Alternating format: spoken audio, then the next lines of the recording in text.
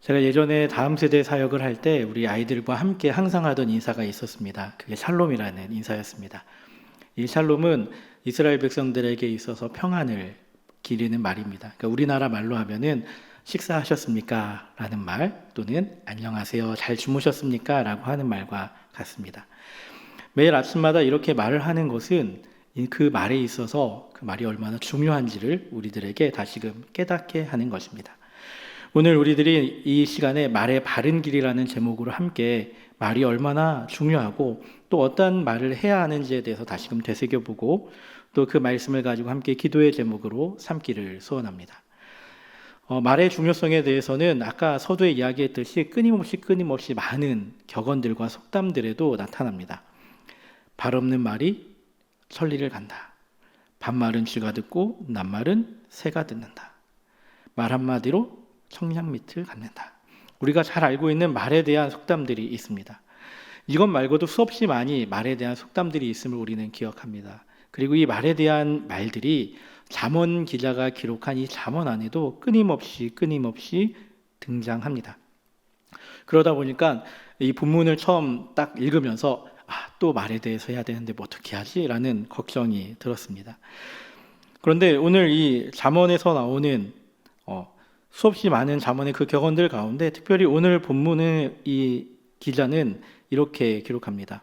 말의 다양한 내용들을 다루지만 그 말에 있어서 가장 핵심, 많은 잠언의 기자들이 이야기하고 있지만 그 말에 대한 핵심은 패망의 길로 가지 말고, 말로 인해서 패역한 길로 가지 말고, 말로 인해서 바른 길을 찾아서 하나님 기뻐하시는 길을 가거라 라는 것입니다. 그렇다면 말의 바른 길은 무엇입니까? 우리들이 길을 찾을 때 여러 가지 방법들이 있습니다. 길을 찾을 때 옛날에는 뭘 찾았죠? 지도를 폈습니다. 지도가 없었을 땐 어떻게 했을까요? 직접 다녀야만 했습니다. 그 길을 먼저 가보고 어떤 길로 가야 하는지 동선들을 확인하기도 했습니다. 그리고 여러 가지 가본 사람들의 일, 그 길을 가봤던 사람들의 길들을 물어보고 그 길들을 다시금 알고 또 새로운 길을 찾기도 했습니다. 오늘날에야 내비게이션이 있어서 너무나 편하게 길들을 찾지만 예전에 있던 분들은 정말로 하나하나 찾아가면서 그 길을 알아갔습니다. 어떤 길은 막힌 길이 되어 있기도 하고 어떤 길은 사장된 길이 되어 있기도 했습니다. 마찬가지로 우리들이 바른 길로 찾아가기 위해서는요, 잠언의 기자가 이야기하는 다양한 길들을 함께 살펴보아야 합니다. 그리고 그 다양한 길들 가운데 특히 잠언들은 이런 말 하지 마십시오, 이런 말 하시면 안 됩니다 라는 말들이 많이 등장하는데 그런 말들을 통해서 우리들이 가야 하는 바른 말의 길은 이러한 길이구나 라는 것을 유추하여서 알 수가 있습니다. 특별히 오늘 본문에서는 패망으로 가는 우리가 피해야 하는 말의 길이 어떠한 것인지에 대해서 오늘 본문을 통해서 함께 살펴보고자 합니다. 가장 먼저 우리가 피해야 하는 말이 있다면 놀리는 말을 피해야 합니다. 놀리는 말이라고 하면은 이런 말들을 생각하시죠. 메롱메롱, 내가 너를 놀렸어, 이렇게 하는 것들을 생각하시곤 하는데 19절에 이렇게 기록합니다. 자기의 이웃을 속이고 말하기를 내가 희롱하였노라 하는 자도 그러하니라. 남을 속이고 내가 장난쳤다라고 말하는 것, 그것도 희롱하는 겁니다. 그런데 그 희롱 말고도 이런 것들 있죠. 늑대가 나타났다 소리치던 양치기 소년의 그 거짓말. 사람들에게 늑대가 나타났다라고 소리치며 사람들을 불러 모으고는 아닌가 봐요, 야 늑대가 도망갔나 봐요, 그러면서 본인은 어떻게 생각했을까요? 재밌다, 또 해야지, 이런 생각했던 것. 그 모습들이 어찌 보면은 놀리는 말이 하는 모습입니다. 불난집에 부채질하는 말이기도 하고요. 우리를 놀리는 말, 이 말에 대해서 우리들은 끊임없이 주의해야 합니다. 나의 즐거움을 위해서, 나의 유익을 위해서 하는 말이 나비 효과가 되어서 반대로 잘못된 방향으로 나에게 돌아올 수도 있습니다. 남을 놀리기 위해서 했던 그 장난 어린 말이 나에게는 비수가 되어서 다시금 돌아올 수 있습니다. 남을 놀리는 말이 어느 순간은 나를 놀리는 말이 되어서 돌아올 수도 있습니다. 놀리는 말, 우리는 사람을 희롱하고 상처 주고 믿지 못하게 하는 이 말을 피해야 합니다. 두 번째로 우리가 피해야 하는 말이 있다면 시비의 말입니다. 시비의 말, 이렇게 하면은 뭐가 생각합니까? 뭐가 생각나십니까? 시비의 말은 뭐 하나만 물어봐. 뭐 하나만 대답해봐. 내가 그걸 꼬투리 잡아서 내가 너를 확 물어버리겠어라는 그런 의미이기도 합니다. 다툼을 좋아하는 자는 시비를 일으킵니다. 이 시비는 다툼이 되고 다툼은 또 다른 다툼을 이뤄내고 그리고 종국에는 끊임없는 다툼의 굴레 속에서 그 다툼들이 계속되는 것을 보게 됩니다. 특히 오늘날 코로나로 힘들어하고 있는 많은 이들에게 이러한 시비의 말은 하나의 기폭제가 되어서 큰 반향을 일으키기도 합니다. 얼마 전에 뉴스에 배달앱에 대해서 함께 올라온 악의적 평가로 인해 점주들이 힘들어하는 모습이 등장한 적이 있습니다. 분명 음식을 만드는 점주들은 최선을 다해서 또 보낼 때 최선을 다했을 텐데 막상 음식을 받은 사람들이 의도적으로 악의적으로 시비를 걸면서 그들을 아프게 했다라는 겁니다. 근데 이런 시비의 말로 인해서 결국엔 어디까지 갑니까? 죽음에까지 이르는 일들도 있다라는 것이죠. 이 시비의 말에 대해서 생각해 보면은 이렇게 생각할 수 있습니다. 내 생각과 다른 생각을 가진 이들에 대해서 내가 가진 생각을 이해시키고 내가 가진 생각을 순응하게 하기 위해서 하는 말이라고 생각할 수 있습니다. 무슨 말이죠? 저 사람이 나하고 다른 생각을 가지고 있습니다. 그런데 그 생각에 대해서 내가 가진 생각으로 다시금 더딥히려고 끊임없이 시비를 걸면서 야, 네가 하는 말 틀린 거야. 내가 하는 말이 맞은 거야. 라고 하는 것도 시비를 거는 말입니다. 시비의 말은 시작은 나에 대한 고집입니다. 나에 대한 생각에서 시작됩니다. 내가 중심이 되는 생각인 시비의 말, 우리는 그것을 피해야 합니다. 세 번째로 우리가 피해야 하는 말이 있다면 속이는 말을 피해야 합니다. 오늘 잠언의 기자는 이 속이는 말에 대해서 이렇게 기록합니다. 23절에 온유한 입술에 악한 마음, 또 24절에 입술로는 꾸미고 속으로는 속임을 품나니. 속이는 말은 앞에서는 뭐든지 다 해줄 것처럼 다 도와줄 것처럼 이야기하고 그 뒤에서는 자신의 유익만을 추구하고 있는 말입니다. 앞에서는 말로는 사람을 안심시킵니다. 그런데 뒤에서는 마음으로 속임을 품고 그래, 잘 넘어와야 돼. 내가 너를 잘 이용할 수 있어. 앞에서는 하하하 웃고 있지만 뒤에서는 칼을 품고 내가 언젠가 이 빗으로 너를 찌를 거야. 이 속이는 말은 정말로 처음에 볼 때는 잘 속아 넘어가는 것 같지만 그 종국에는 어느 순간 다 드러나게 되어 있습니다. 속이는 말은 자신의 유익을 추구하기에 남을 돕는 것처럼 보일 뿐 남을 비참하게 만듭니다. 도리어 그리고 그 비참함이 나중에 나에게도 돌아오게 됩니다.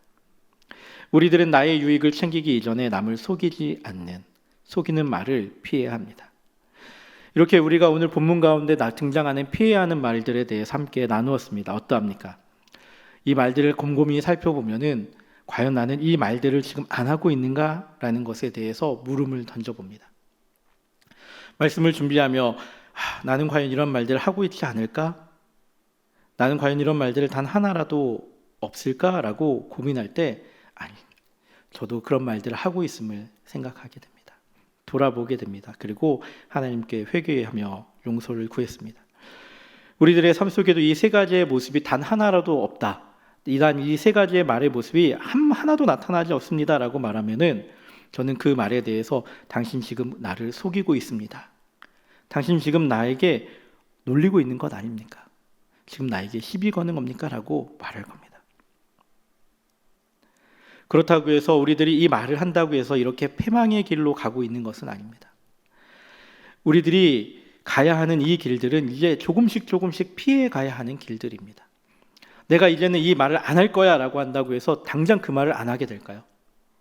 누누이 이야기하지만 내가 이 말을 안 하겠다라고 이야기한다고 해서 그 말을 당장에 안 하게 된다면은 큰 병에 걸린 사람이거나 아니면 정말 하나님의 큰 은혜를 받은 사람 둘 중에 하나일 겁니다.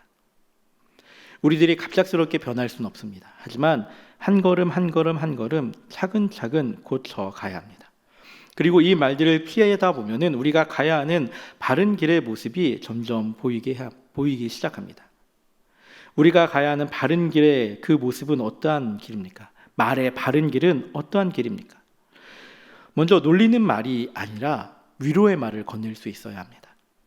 놀리는 말, 남을 희롱하는 말은 남을 향해서 비난하고 남을 놀리게 됩니다. 하지만 위로의 말은 남을 비난하고 놀리는 말이 아닙니다. 이 위로의 말은 하나님이 주시는 위로를 함께 건네는 것입니다. 어렵고 힘든 상황 속에서 하나님의 우리에게 주시는 그 위로, 우리를 구원하신 놀라운 예수님의 십자가의 사랑에 대해서, 그 사랑으로 우리가 구원받았고 하나님이 언제나 우리가 함께 하신다는 그 사실에 대해서 나눔을 통해서 서로를 위로하는 말을 던져야 합니다. 사랑하는 성도 여러분, 우리의 입술에 위로의 말이 있기를 소원합니다. 남을 놀리는 말이 아니라 하나님의 그 놀라운 사랑으로 남을 위로할 수 있는 귀한 성도들이 되십시오. 두 번째로 시비의 말이 아니라 화평의 말을 해야만 합니다. 시비의 말은 다툼을 일으킵니다. 하지만 화평의 말은 다툼이 아니라 평화의 상태를 말합니다. 제가 서두에 샬롬이라고 인사를 던졌습니다. 이 샬롬이 이 평화를 이야기하는 것입니다. 샬롬이 구약시대 인사 같은 말로, 축복의 말로 너무나 많이 사용되었는데 오늘날은 우리는 이 샬롬의 말보다 어떠한 말을 더 많이 하고 있습니까?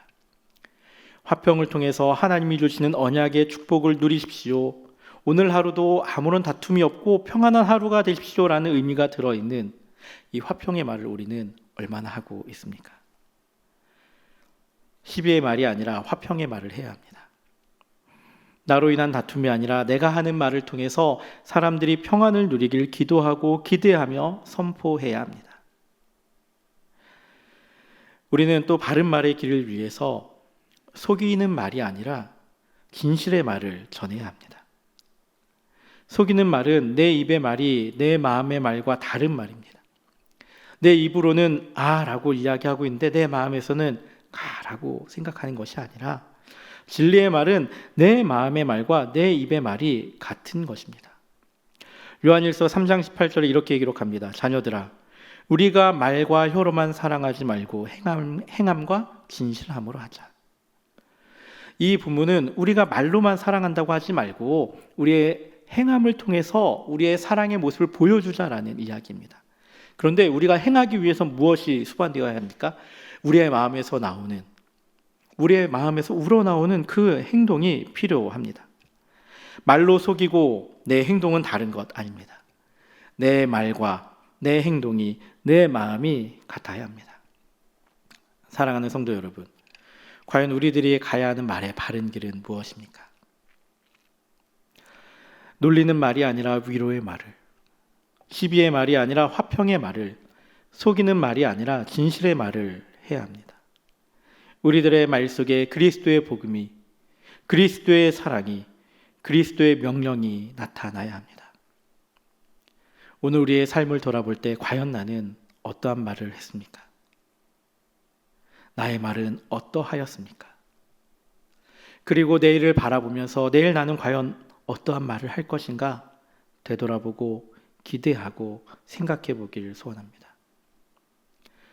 오늘 이 시간 이 말씀을 기억하십시오. 나의 입술에서 남을 향해서 시비를 걸고 희롱하고 놀리고 다투고 그런 말들이 아니라 하나님의 사랑으로 위로하고 하나님의 화평을 전달하며 내 마음에 있는 진실의 말을 통해서 우리가 그 말에 있는 행동을 할 수 있는 바른 말의 길을 행하기를 예수님의 이름으로 축복합니다.